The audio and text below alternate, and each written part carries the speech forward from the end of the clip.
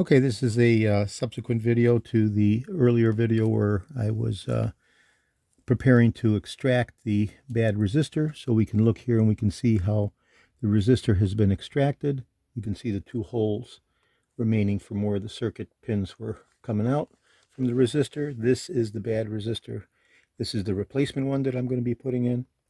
And I can check to the ohm meters here and we can validate. Whoop, sorry. Let's do that again. On the ohm meter, we're getting 0.7, 0.6, 0.5, which is perfect. Okay, now we'll test the bad one, and we'll see that the number's way out by 20-fold. Okay, so this is the bad resistor that's been extracted, way out of calibration, as it's been blown inside and no longer doing its job. Okay, now I'll test the original location for the good one, because in the stereo we have two of the transistors and two of these resistors that act as fuses. And if we look at the ohm meter, we're at 0.6. Okay, so that's where we need to be.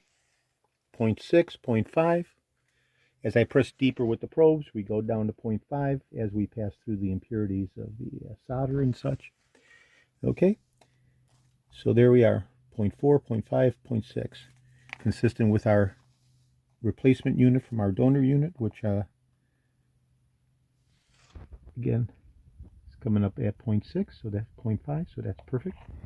Okay, so next step is to do the surgical replacement inside the secondary board, and we'll see how the results is. Today is Saturday, April 13th. Thank you, or Sunday, April 13th. Thank you very kindly.